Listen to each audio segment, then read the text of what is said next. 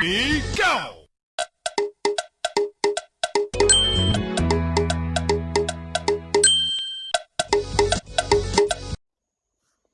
Breaking news. Welcome to today's headlines. Dialogue with Ipob, Yoruba Nation agitators, others. IHRC tells federal government. Dialogue with Ipob, Yoruba Nation agitators, others. IHRC tells federal government. To my dear listeners from wherever you're listening from, please stay tuned as I read today's news.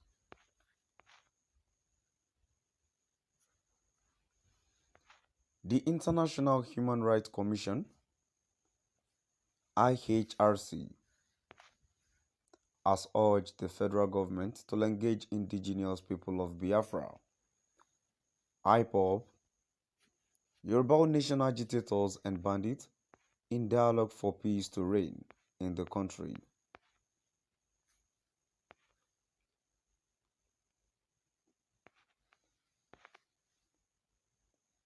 The International Human Rights Commission, IHRC, has urged the federal government to engage indigenous people of Biafra, Ipob, Yoruba Nation agitators, and bandits in dialogue for peace to reign in the country.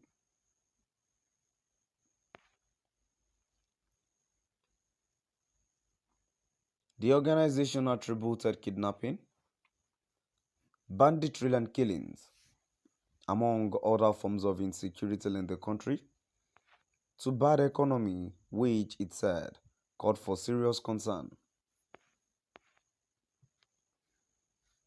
Addressing journalists in Abuja on the occasion of 2022 International Peace Day, observed every September 21, Ambassador at Large and Head of Diplomatic Missions in Nigeria, Dr. Duru Ezekiel, observed that acts of violence and discrimination based on race, ethnicity, immigration status, religion are increasingly alarming, globally and present a risk to humanity.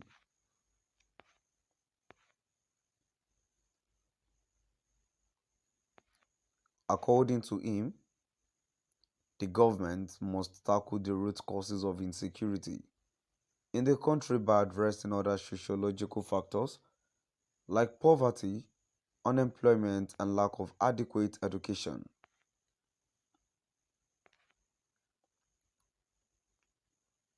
He said, this platform is an avenue that would enable us to dialogue with the government. We need to understand why people are carrying arms, and it is because the economy is bad. Our youth must drop their guns and come for dialogue. We, at the organization, don't believe in protest or crisis. We believe in negotiations and dialogue. So our youth, whether from the north, east or west, must dialogue to find solutions to the insecurity. Most of the people who do these killings are not educated and have no jobs. The insecurity issue in Nigeria is like talking about sickness. We need to get to the root of that sickness. There is a root cause of this banditry. What do they really want? What is their motive? The truth is motives differ.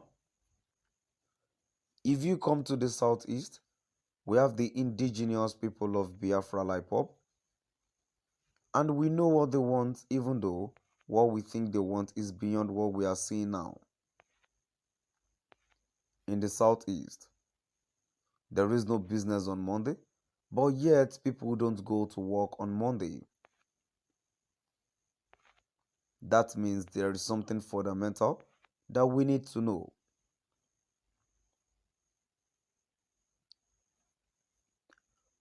I believe that my coming on board as diplomatic head of IHRC will give us an avenue and ample opportunity to reach out to those carrying guns to see how they can drop their guns. Let us reason together and engage the government. We can even form the East. By the time we get it right, our people will come back and invest.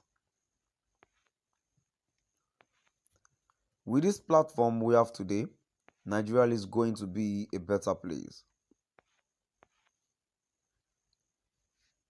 Ezekiel also expressed concern over the exodus of Nigerian youth to oversee countries, stating that a state of emergency needs to be declared to tackle the menace.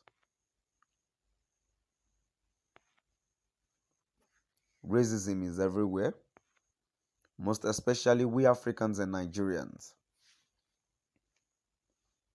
The rate of racism against Africans and Nigerians calls for urgent attention. In fact, there should be a state of emergency.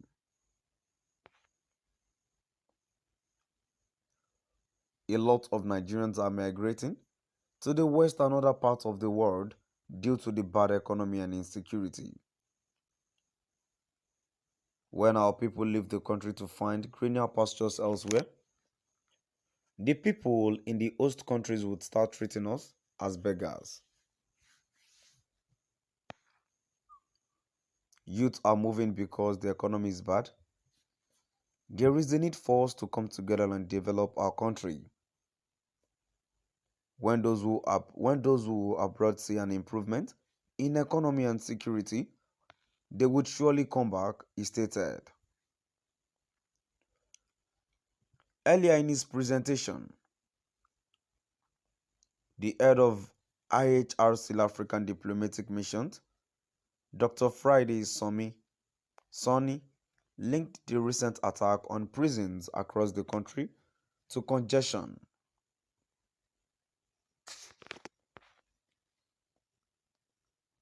He stressed the need for Nigeria's justice system to embrace non-custodial measures, which include suspended sentences, community service, and fines, among others.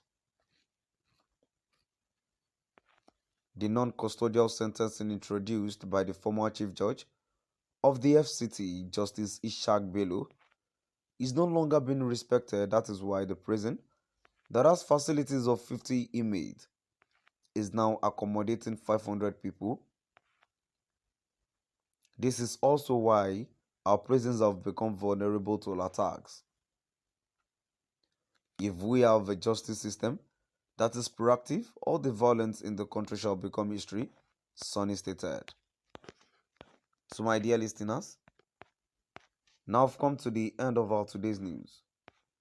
Please do drop by at the comment section and let's know what your view is all about